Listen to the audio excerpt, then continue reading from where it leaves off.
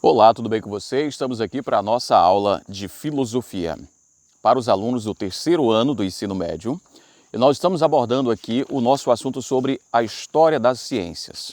Lembrando que já estamos na terceira aula, essa é a terceira aula do segundo bimestre.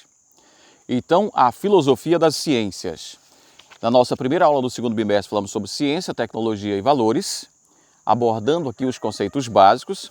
Na segunda aula falamos sobre as ciências no mundo, na filosofia antiga e medieval. E agora estamos abordando as ciências do ponto de vista da Revolução Científica do século XVII. Para início de conversa, vamos falar sobre a grande mudança desse momento, que foi a saída de um modelo geocêntrico para o modelo heliocêntrico. Hélio refere-se ao Sol. Então nós tínhamos uma concepção de planeta, de estrutura em que o planeta Terra estava no centro do universo e tudo girava em torno dele.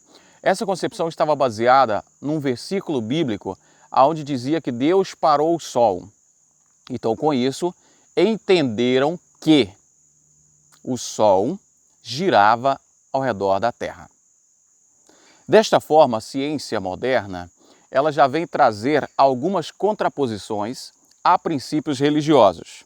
Então Galileu Galilei foi o grande nome, o grande teorizador deste momento, porque ele geometrizou o universo, igualando todos os espaços. A descoberta da Via Láctea fez toda a diferença. E ele traz um mundo inovador, ao contrário do que se tinha do mundo fechado e finito.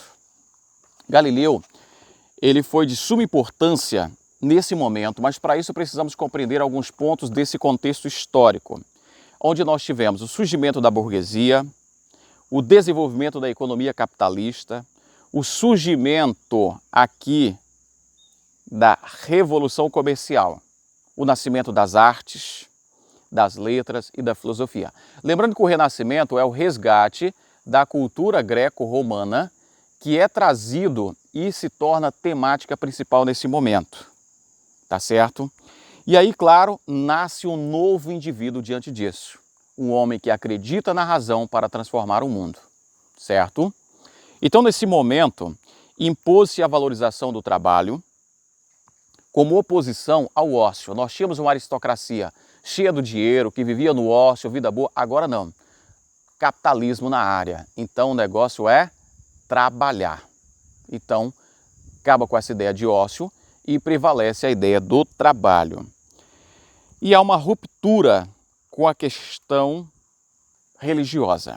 E aqui começa o conflito com a questão religiosa quando nós tivemos alguns abalos. Dentre eles, o questionamento da autoridade papal, o surgimento do protestantismo.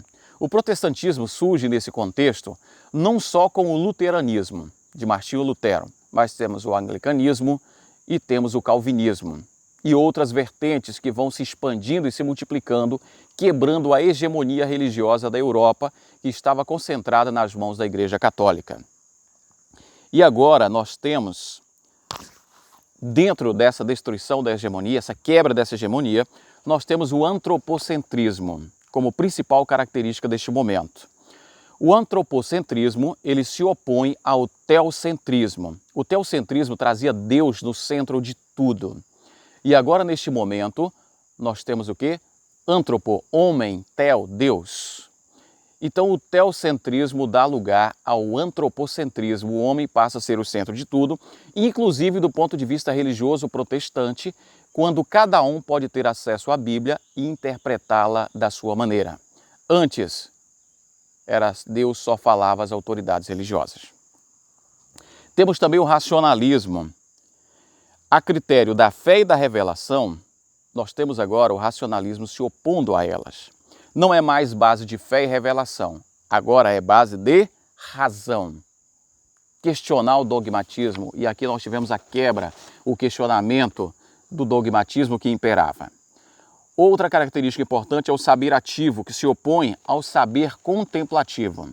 Nós tínhamos o saber contemplativo em que o saber era para ser contemplado, aceitado. Agora não.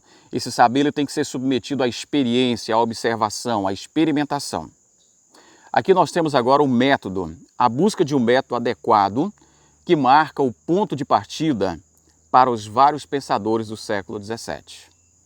E aí há um rompimento com aquela ciência aristotélica, aquela ciência antiga, e a ciência começa um novo caminho. Vamos pegar uma analogia. Imagine essa árvorezinha aqui, ó. E acreditamos que lá dentro do chão estão as raízes. Seria a filosofia antiga. Os troncos em dois grandes ramos, patrística e escolástica, seria a Idade Média. E agora nós estamos aqui, ó, moderno, surgimento dos galhos. E um desses galhos que se desprende do tronco e segue direção própria é as ciências. E aí o grande nome desse momento é Galileu Galilei. Nós estamos acompanhando por meio desse livro, numa versão mais antiga. Essa aqui é a minha mais antiga, mas você pode acompanhar na sua versão, que é o mesmo conteúdo. Galileu Galilei é o grande nome deste momento. Mas antes de falar de Galileu Galilei, eu queria mencionar dois outros nomes. Johannes Kepler e Nicolau Copérnico. Nicolau Copérnico e Johannes Kepler apresentaram ideias inovadoras, revolucionárias. No entanto, eles foram condenados pela Inquisição e pagaram com a própria vida pelas descobertas que fizeram. Galileu Galilei, eu diria que ele foi um tanto quanto mais diplomático, porque ele conseguiu não só trazer à tona as descobertas dos seus antecessores, como também ele conseguiu continuar vivo.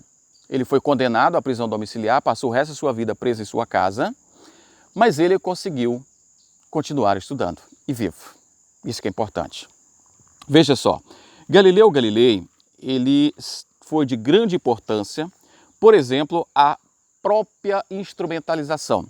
Olha só, a luneta, o relógio d'água e outros elementos que foram utilizados como a base da nova física e da astronomia, que foram de produção própria dele, lhe permitindo abandonar uma ciência especulativa em direção à ciência ativa, racional, certo? Ao contrário da física antiga que buscava explicar o porquê, agora Galileu, ele procura explicar muito mais do que isso, com a descrição do fenômeno. Então Galileu Galilei, ele permitiu aqui reinterpretar e reler e confirmar ou desconsiderar o que não estava realmente relevante das obras de Euclides, Arquimedes e vários outros, certo? Confirmando teorias científicas e transformando especulações em ciências, postulados em teorias científicas. Aqui o método foi a grande chave da descoberta e da contribuição de Galileu também. Porque se tem um método, aquele fenômeno pode ser reproduzido, testado, verificado e analisado. A astronomia foi uma outra grande contribuição de Galileu, porque ele consegue observar na teoria geocêntrica as suas falhas, era uma teoria aristotélica, e agora, com a descoberta de que o Sol é que gira, nós tivemos agora o estabelecimento do heliocentrismo. Hélio, que representa hélio, Sol, ok? E aí, nesse momento, essa grande redescoberta, por exemplo, do universo infinito. Se o universo é infinito, há lugar para todos. E aí acaba-se com a segregação de divisões do espaço. E então podemos dizer que houve uma democratização do espaço, pois todos espaços se equivalem. É possível admitir, então, se todos se equivalem, é possível admitir a universalidade das leis da física. E aqui um outro grande nome desse momento é Isaac Newton. Você já deve ter escutado falar de Isaac Newton em física. Um nome importante porque Isaac Newton, como conta a lenda, né, ao observar a queda de uma maçã, ele estabelece aqui a lei universal da gravitação dos corpos. E claro, dentre as inúmeras outras contribuições. Pois bem, nesse novo mundo, essa nova ciência, aqui nós tivemos de cara já um contraste entre a condenação de Galileu e Newton ter se tornado o cavaleiro inglês. Então nós percebemos o desenvolvimento de uma ideia de aceitação da ciência. Nicolau Copérnico e Johannes Kepler condenados. Galileu sobreviveu, mas preso em sua casa. E Newton já foi condecorado cavaleiro. Então você percebe que a ciência ocupa o seu espaço. A visão religiosa, ela cede, ela vai aos poucos cedendo esse espaço. Cedendo não, esse espaço vai sendo conquistado e tomado dela. E aí não passa a ser a única verdade a prevalecer, a religiosa, mas a ciência começa a estabelecer verdades. Então, nesse ponto, o grande desenvolvimento, o grande estabelecimento, o grande boom da ciência moderna se dá nesse período. Você tem as atividades para fazer, revendo o capítulo e aplicando os conceitos, caiu no vestibular, faça as atividades, continue estudando, se organize. A pandemia ainda está aí, então se cuide. Não é porque você está em casa, estudando em casa, que você vai estudar de qualquer jeito. Dedique a seus estudos, faça a diferença, dedique-se verdadeiramente. Afinal de contas, o ano que vem espero que você esteja na universidade. Grande abraço, acompanhe as nossas atividades lá pelo site gg.gg/sovaco da cobra. As atividades também estarão disponíveis lá no Google Sala de Aula. Você pode acompanhar pelo livro e aqui no nosso grupo. Grande abraço, bons estudos, fique com Deus e se cuida.